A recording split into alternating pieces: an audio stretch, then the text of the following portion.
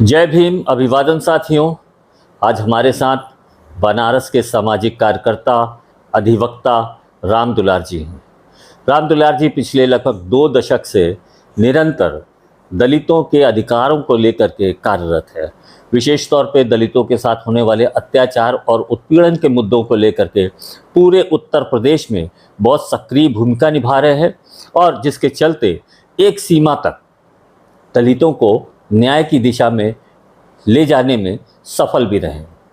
इस प्रक्रिया में आज हम राम दुलार जी से ये जानने की प्रयास करेंगे कि आखिर कैसे उन्हें लगा कि दलितों के बीच में जा कर के काम करना चाहिए, ये उनकी एक जिम्मेदारी है और उसमें वो एक महत्वपूर्ण योगदान कर सकते हैं। साथ ही हम जानने की कोशिश करेंगे कि खुद राम दुलार जी के खुद के संघर्ष क्या है, वो खुद सामाजिक कामकाज को करते हुए किन चुनौतियों का सामना करते हैं।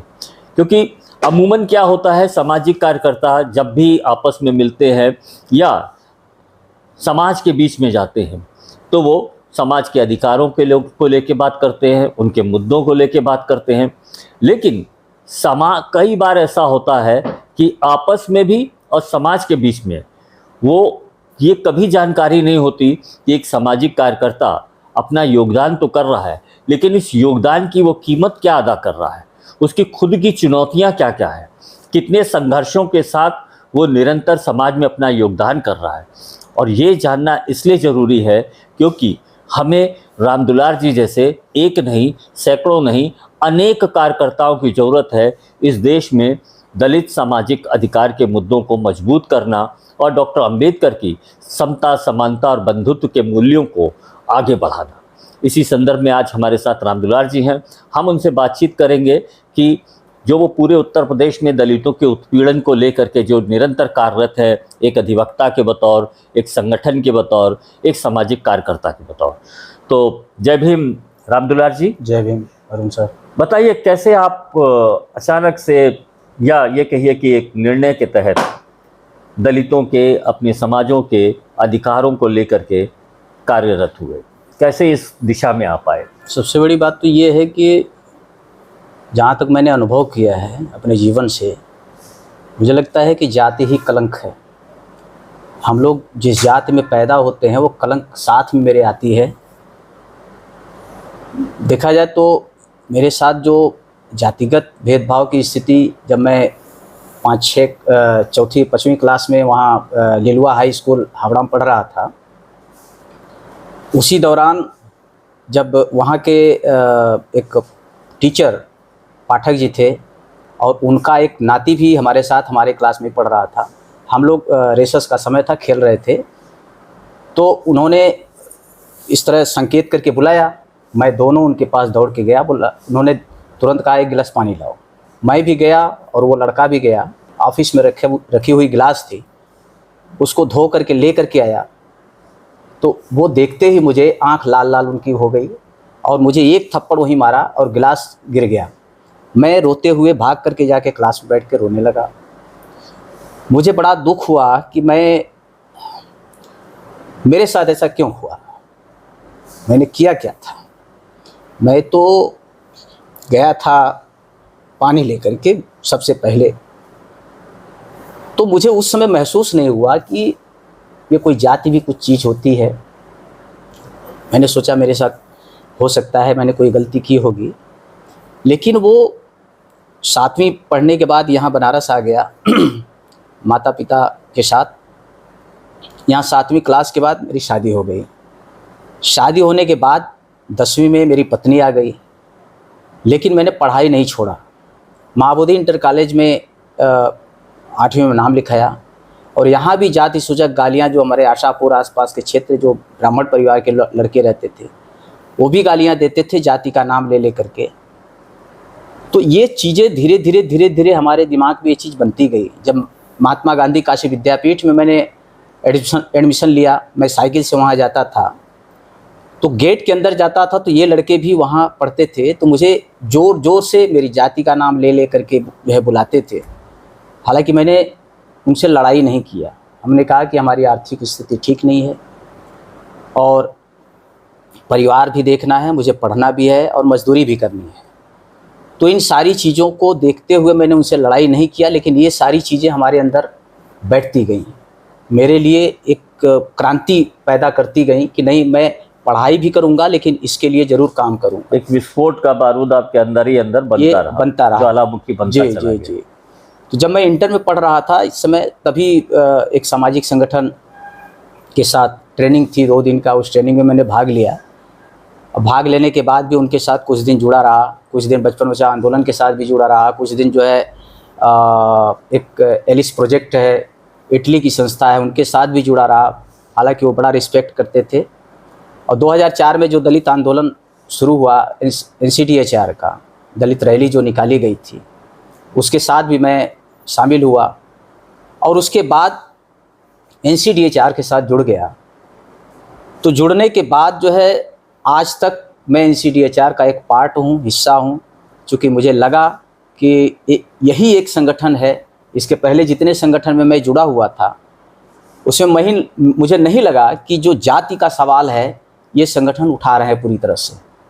तो जब मैं NCDHR के साथ जुड़ा तो मुझे लगा कि नहीं, यहाँ वास्तव में जो जातिगत समस्या है, जो भेदभाव है, जो छुआछूत की बातें हैं, यही एक संगठन है। कहना ये होगा कि आप अपने ही साथ जो निरंतर उत्पीड़न हुआ था जी, उसका जवाब ढूंढने के लिए आपको एक सही जगह मिल गई थी जी, जहां पे आप अपना प्रतिरोध दर्ज करा सके जी, और अपने समाज के अन्य लोगों को ऐसे उत्पीड़न और भेदभाव से बचाने की दिशा में भी काम करें। जी जी जी। आज उसी से जुड़ करके अभी तक हम लोग काम कर रहे हैं, क्योंकि इन्हीं का सहयोग है कि मैं एडवोकेट भी बन पाया। आज मैं MA करने के बाद काशी विद्यापीठ से छात्र संघ का पदाधिकारी भी था काशी विद्यापीठ में, LLB किया, राम मनोहर लोहिया से LLM किया, फिर अभी रिसर्च स्कॉलर हूँ लॉ से। लेकिन जो आंदोलन है, जो दलित मूवमेंट है, उसके साथ जुड़ करके सिविल एंड पॉलिटिकल राइट्स पर काम कर रहा हूँ अभी। बहुत अच्छा, हमारी शुभकामनाएं हैं आपके साथ। लेकिन एक चीज़ बताइए, आप लगभग पूरे उत्तर प्रदेश में ही दलित उत्पीड़न के मामलात में दखल देते हैं। आप ऐसी कोई बड़ी दुर्घटना की सूचना होती है, आप वहाँ जाते हैं, फैक्ट फाइंडिंग करते हैं।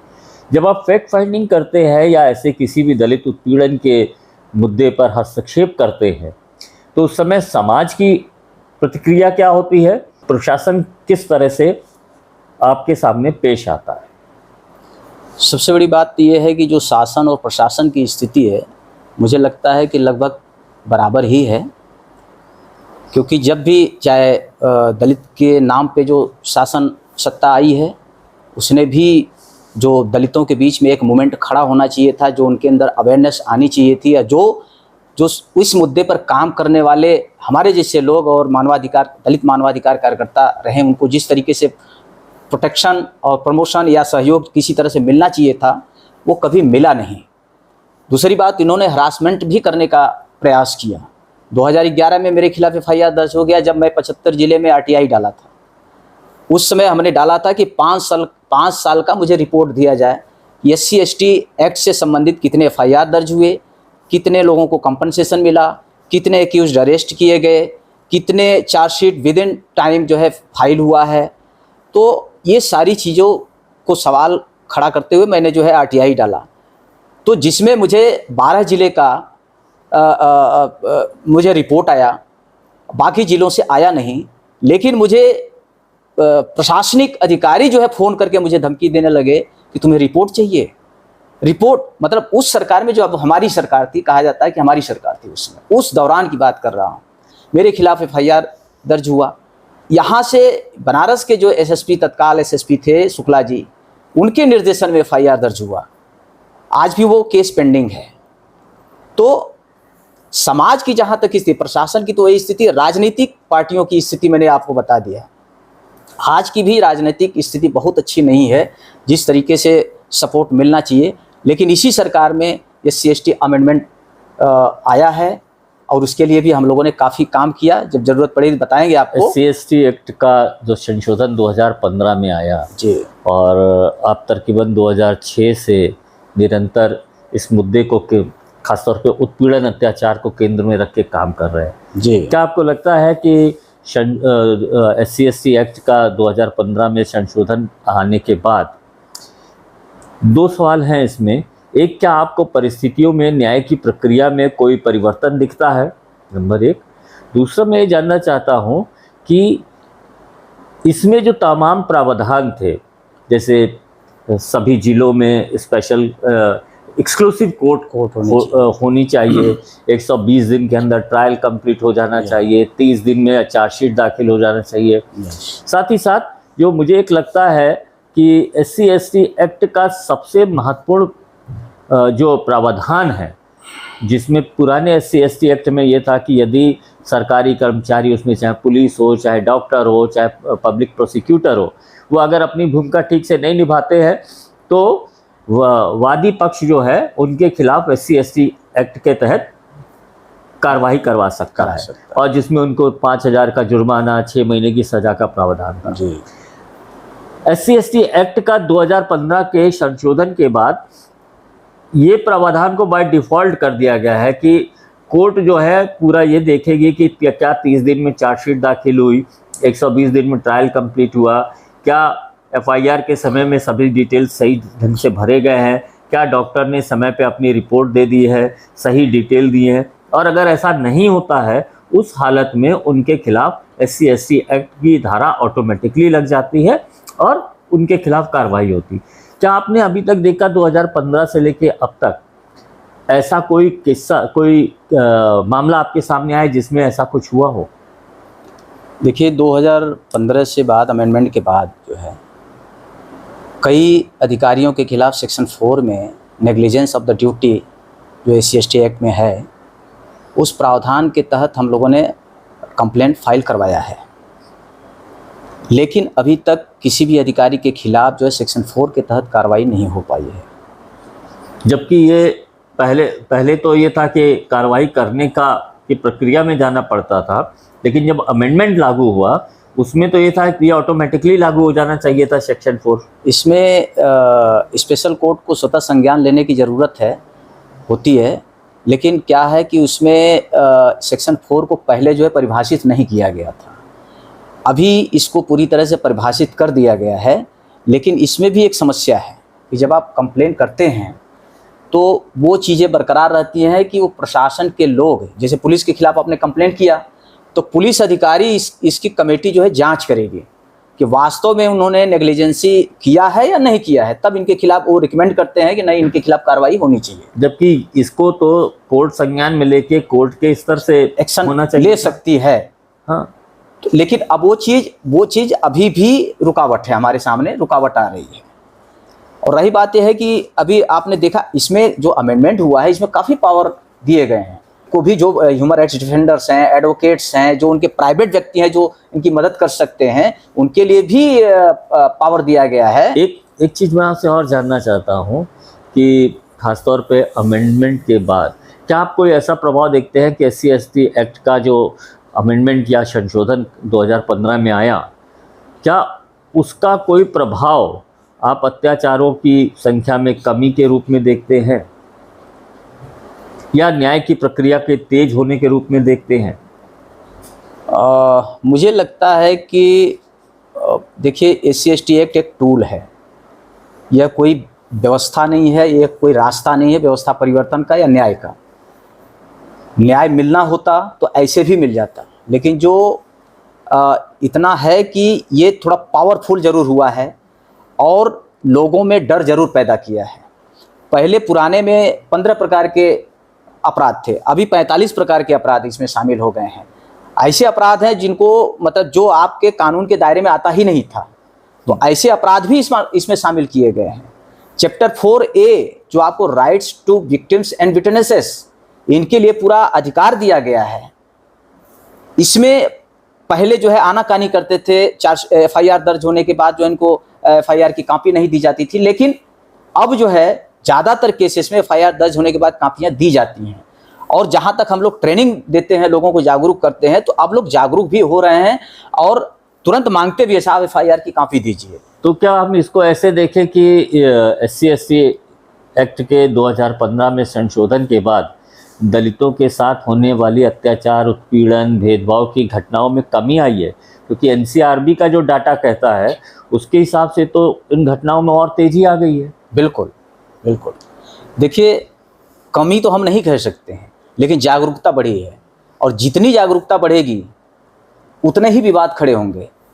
और अत्याचार की कमी का मतलब कि जैसे मेरे साथ उत्पीड़न की घटनाएं होती थी, मैं आवाज़ नहीं उठाता था, अभी मैं जागरूक हो गया हूँ। मेरे साथ अत्याचार की घटना होगी तो मैं सीधे थाने पहुँच जाऊँगा, 112 नंबर फ़ोन कर दूँगा, तुरंत पुलिस को फ़ोन करूँगा, पुलिस मेरे पास आएगी, तुरंत थाने बुलाएगी और वहाँ कार्रवाई होती है। कार्रवाई होने का परिणाम जो दबंग व्यक्ति है, जो अत्याचार करता रहा है अभी तक शांत था, चलो इसके साथ कुछ भी कर दिया और ये बोलेगा नहीं, तो मामला एफआईआर तक पहुंचता नहीं था। इसलिए ये होता था कि एफआईआर कम हो रहे हैं और घटनाएं कम हो रही हैं। लेकिन अभी क्या है कि जितने भी उत्पीड़न हो रहे हैं और हम ज़्यादा से ज़्यादा मैक्सिमम केसेस में हम थाने पहुंच रहे हैं हमारे लोग, तो इसका ये दिख रहा है कि ज़्यादा से ज़्यादा जब एफआईआर हो रहा है तो लगता है कि केसेस भी ज़्यादा रजिस्टर्ड हो रहे हैं और ज़्यादा बढ़ रहे हैं। लेकिन इसके साथ हम इसको इसी नज़रिए से केवल नहीं देखना चाहते हैं। उत्पीड़न की घटनाएं और भी बढ़ रही हैं, केवल यही एक कारण नहीं है, क्योंकि एक तरफ हमारी जागरूकता भी बढ़ रही है, केवल एफआईआर तक नहीं है। आप दो बातें कह रहे हैं, एक तो ये है कि एनसीआरबी के डाटा में अगर उछाल दिख रहा है, मतलब बढ़ोतरी दिख रही है, तो उसका एक कारण यह है कि हमारे लोगों के अंदर व्यापक अवेयरनेस आई है, जो तमाम दलित आंदोलनों का हस्तक्षेप रहा, जो उनकी लगातार कोशिशें रही, जिसके चलते लोगों ने SC/ST एक्ट अमेंडमेंट 2015 के बारे में जाना, और जिसके चलते लोगों को लगता है कि अब न्याय पाने की एक संभावना पैदा हो गई। लेकिन सेम समय में आप ये भी बता रहे हैं कि इसके अलावा भी एक कारण ये भी है कि दलितों के साथ अत्याचार, उत्पीड़न और भेदभाव की घटनाओं में बढ़ोतरी हुई है। इसका देखिए एक एग्जाम्पल मैं दूं, हाथरस केस आप देख रहे हैं ना, हाथरस केस में जिस तरीके से बेटी के साथ घटना होती है, एक तो नॉर्मल क्राइम होता है कि रेप हुआ, भग गए, ठीक है, लेकिन उसके साथ उसके कमर को तोड़ा गया, उसके पैर को तोड़ा गया, उसके गर्दन को तोड़ा गया, मतलब ये विभत्स तरीके से उसके साथ जो हैवानियत की गई है, ये किसी जानवर से भी बदतर क्राइम हो सकता है, इसको कहा जाए, वो कोई शब्द मुझे नहीं दिखाई दे रहा है। तो इस तरह की घटना के पीछे एक जो जातिवाद का जो उभार इस समय दिख रहा है, जातिगत सामंतवादियों का जो उभार दिख रहा है समाज में, वो एक प्रमुख कारण बनता जा रहा है कि ये जागरूक हो रहे हैं कि इनको किस तरीके से दबाया जाए कि ये हमारे बराबर न आ पाए। तो मतलब आप ये कह रहे हैं कि जैसे जैसे दलितों के बीच में जागरूकता बढ़ रही है अपने अधिकारों को लेकर के, और उसको SC/ST एक्ट के कानून का भी एक सहारा मिल रहा है, उसके चलते उसका एक रिएक्शन भी मुख्य धारा के समाजों में हो रहा है, जिसका एक जो असर दिख रहा है कि पहले दलितों के साथ ब्रुटलिटी का लेवल कम होता था, अब सिर्फ हत्याएं या रेप ही नहीं हो रही हैं, बल्कि वो बहुत ही क्रूरता के साथ हो रही है। और विशेष तौर पे जैसा हम लोग नोटिस करते हैं कि अब ये सामूहिक तौर पे हो रही है, ये सामूहिक तौर पे, और सामूहिक सोच बन गई है। अभी आपने देखा प्रयागराज में एक परिवार के 4 लोगों की हत्या, निर्मम हत्या कुल्हाड़ी से काट कर की जाती है। इतना ही नहीं, बेटी के साथ बलात्कार होता है, माँ के साथ बलात्कार होता है, परिवार के लोगों की हत्या हो जाती है। उसमें NDMJ NCDH fact finding committee बनाई, जिसमें रिटायर्ड IAS साहब हरिश्चंद्रा जी हैं, और भी अधिकारी थे, हम लोग भी थे, साथ में गए थे, हमारे राहुल भाई भी थे NDMJ से। तो हम लोग गए वहाँ पर, देखा एक पाशी को, एक पटेल को पुलिस उठा लाई, उसके किसी के घर से जो है कुल्हाड़ी बरामद कर लिया, किसी के घर से खून के छींटे लगे, कपड़े उठा लाया। और पासी का लड़का क्या करता था कि मुर्गा काटने का काम करता था। ये तो है कि मुर्गा काटते हैं तो छींटे तो पड़ेंगे। उन दोनों को पकड़ के ला करके खुलासा कर दिया कि लड़की से तालमेल था उनकी, और इसलिए इन्होंने घटना तो किया। मतलब जैसे लंबे समय से, लगभग शुरू से, जैसा दलितों के साथ पुलिस का, प्रशासनिक अधिकारियों का जो रोल रहता था, या जिस तरह से वो लोग पेश आते थे, उसमें अभी कोई बदलाव नहीं आया। बदलाव नहीं सर, ये बढ़ गया। मतलब आप ये कह रहे हैं कि पुलिस से लेकर के प्रशासनिक अधिकारियों का दलितों के प्रति जो रवैया है, वो पहले से और ज्यादा नकारात्मक, क्योंकि पुलिस में भी उसी सिस्टम के लोग हैं, न्यायालय में भी उसी परिवार के सिस्टम के लोग हैं, तो ये जहां ये सारे लोग अब पूरी तरीके से अपने जातिगत आधार पर सीधे सीधे आ गए हैं कि वो इनका जातिगत जो जन्मजात अधिकार समझ लिया इन्होंने, पूरी तरीके से हावी हो चुके हैं समाज के ऊपर। तो आप क्या इसको कैसे रिजॉल्व करना चाहेंगे, कैसे इसका समाधान निकालेंगे? इसका समाधान सर राजनैतिक सामाजिक मूवमेंट होना चाहिए, इसका जो सांस्कृतिक मूवमेंट होना चाहिए, और इसके लिए राजनीतिक पार्टियों को बहुत ज्यादा मैं जिम्मेदार मानता हूं, इन सारे लोगों को जिम्मेदार मानता हूं। और ये लोग सिर्फ और जातिगत आधार पे अपनी राजनीतिक रोटी सेक रहे हैं। चाहे मतलब आप ये कह रहे हैं कि राजनीतिक, सामाजिक और सांस्कृतिक हस्तक्षेप की जरूरत है, वैचारिक लड़ाई की जरूरत है। अच्छा, और इनको संगठित करने की जरूरत है। और सही मायने में राजनीतिक पार्टियां जिस दिन हस्तक्षेप करना शुरू कर देंगी, उस दिन अत्याचार में भी कमी आएगी, लोग भी डरेंगे। अच्छा, जैसे आपने बताया आपने अपने शुरुआती कॉलेज की पढ़ाई पूरे होते तक क्लास 5th 6th से ही इसके दंश का सामना करना पड़ा आपको, वो आपके साथ कॉलेज तक निरंतर रहा, और अंततः आपकी अपनी जो पीड़ा थी उससे निकलने का और उस पीड़ा को साझा करने के लिए और उस पीड़ा से निकलने का सामूहिक प्रयास के तहत आपको एक संस्था के संपर्क में आए, आप उस संस्था के हिस्से बन गए, आप निरंतर काम कर रहे हैं। आज एक सामाजिक कार्यकर्ता के बतौर आप खुद अपने जीवन में किन चुनौतियों का सामना करते हैं? देखिए, इस समय तो हम लोग हर पल ऐसा लगता है कि आज कल हम जिंदा रहेंगे कि नहीं रहेंगे। मतलब एक असुरक्षा की भावना पूरी तरीके से रहती है। हम सुरक्षित नहीं हैं और कभी भी जान जा सकती है। अच्छा, एक चीज़ बताइए कि आप जब दलितों के साथ होने वाले अत्याचार, उत्पीड़न, भेदभाव का सामना करते हैं, और इसके लिए आप निश्चित तौर पे दलित संगठनों, दलित आंदोलन, अभियानों को भी अपने साथ जोड़ने की कोशिश करते हैं। जी। बहुत सारे दलित अधिकारी, चाहे वो रिटायर्ड हो या काम पे हो, वो भी कहीं कहीं सहयोग में आते हैं। इन सब के अलावा क्या आपको मुख्य धारा के आंदोलन, मुख्य धारा के सामाजिक कार्यकर्ता हैं, मुख्य धारा के वकील, इन सब से भी क्या कोई सहयोग मिलता है या समर्थन मिलता है? सहयोग मिल रहा है। पहले तो हमारे जो है अधिवक्ता साथी भी खुल करके सामने नहीं आते थे, लेकिन मेरे LLB करने के बाद मुझे लगता है कि हमने काफ़ी इसका फ़ायदा समाज के लिए उठाया है। हम लोगों ने मिल करके, हमारे और भी संगठन मिल करके, जो पार्टनर्स हैं सब मिल करके, हम लोगों ने करीब 12 से 13 ज़िले में हम लोगों ने अंबेडकर अधिवक्ता फोरम जो है गठन किया है, और हर ज़िले में कम से कम 30 से 40 मेंबर्स हैं उसमें। और ये फोरम जो है, जो दलितों के साथ होने वाली उत्पीड़न की घटनाएं हैं उसके लिए पैरवी भी करती हैं। और अब हम लोगों ने लीगल रिसोर्स सेंटर भी शुरू किया है, जहां निःशुल्क विधिक सहायता दी जाएगी और उनको अवेयर किया जाएगा। तो इस तरीके से समय समय पर जो अधिवक्ता फोरम है और इनके साथ मिल करके हम लोग केसेस की भी पैरवी करते हैं, और सरकार के पास भी जाते हैं, ग्रुप जाता है केसेस को लेकर के, कार्रवाई की मांग। हमने वहाँ जो बच्ची के साथ घटना हुई थी, सबसे पहले CBI की जांच की मांग की, और उसके बाद अन्य लोगों ने मांग की, हालांकि CBI जांच मान ली गई।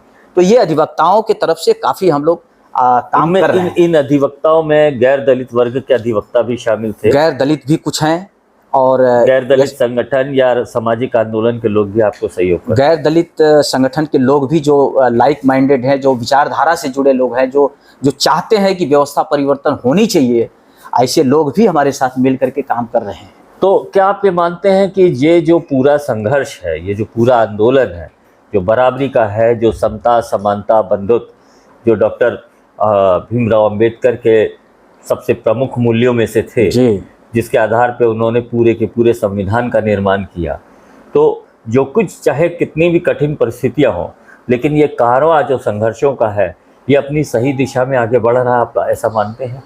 बाबा साहब का मिशन जाति विशेष नहीं था, डिप्रेस्ड क्लास उन्होंने यूज किया था। तो डिप्रेस्ड में वो सभी जातियां आ जाती हैं, कैटेगराइज अलग अलग हैं ज़रूर, लेकिन डिप्रेस्ड क्लास में वो सभी जातियां आती हैं जो शोषित हैं, जिनके साथ किसी न किसी तरीके से अत्याचार हुआ है, जो जातिगत भेदभाव के शिकार हुई हैं, और जिनके राइट्स का वायलेशन हुआ है। तो वो सारी जातियों को एक होने की ज़रूरत है, और सबको मिल करके जो समता, स्वतंत्रता और बंधुत्व, न्याय पर आधारित समाज की परिकल्पना बाबा साहब ने की थी, उसके लिए लड़ाई को आगे बढ़ाने की जरूरत है और इसके लिए इस तरह की विचारधारा डेवलप करने की जरूरत है। इससे क्या होगा कि SC/ST कम्युनिटी के राइट्स को भी प्रोटेक्शन होगा, क्योंकि हम अकेले अगर लड़ेंगे तो न्याय हमें मिलने में बहुत देर होगी, और जब हम मिल करके कारवां को आगे बढ़ाएंगे और लड़ाई संयुक्त रूप से लड़ेंगे तो निश्चित रूप से न्याय जल्दी मिलेगा। तो निश्चित तौर पे सामूहिकता के आधार पे, समता, समानता और बंधुत्व के आधार पर एक सभी बराबरी के अधिकारों से सुसज्जित एक राष्ट्र निर्माण की प्रक्रिया का जो सपना डॉक्टर अंबेडकर ने देखा था, उस पे एडवोकेट राम दुलार जैसे साथी अपनी भूमिका को बेहतर ढंग से निभा रहे हैं। बावजूद इसके वो बहुत सारे खतरों और चुनौतियों का सामना निरंतर अपनी जीवन में खुद करते हैं। ऐसे समय में राम दुलार जी सुरक्षित तरीके से अपनी भूमिका को अपनी पूरी ऊर्जा के साथ और बेहतर ढंग से निभा सके, इसके लिए बहुत ज़रूरी है कि समाज के सभी तबकों को उनके साथ अपना एक रिश्ता कायम करना पड़ेगा, उनकी हिम्मत बढ़ानी पड़ेगी और ज़रूरत पड़ने पे उनके सामने हर तरह का सहयोग भी करना पड़ेगा, उनको मजबूत करना पड़ेगा। राम दुलार जी जैसे कार्यकर्ता बहुत ज़रूरी हैं, क्योंकि सामाजिक कार्यकर्ता वो व्यक्ति होता है जो सरकार का स्थायी तौर पे आलोचक होता है। वो जनता के बीच में खड़े रह करके, जनता के साथ मिल करके, जनता के बीच एक सूत्रधार का काम करते हुए पूरे देश की राजनीतिक सामाजिक दिशा का एजेंडा तय करता है, और इसलिए सामाजिक कार्यकर्ता हर हाल में ज़रूरी है। जिस जगहों पे सामाजिक कार्यकर्ता सड़क पे नहीं दिख रहे हैं, उस जगह के समाजों को बहुत सतर्क होना होगा और ये देखना होगा कि उनके आसपास के सामाजिक कार्यकर्ता अपने काम को सुचारू रूप से क्यों नहीं कर पा रहे। अधिवक्ता राम दुलार जी का बहुत बहुत धन्यवाद। हम आगे भी आपसे मिलेंगे और उम्मीद है हम आपके नए नए अनुभवों को लोगों के साथ, समाज के साथ साझा करते हुए एक नई दिशा की तरफ आगे बढ़ेंगे। जय भीम, अभिवादन। Thank you.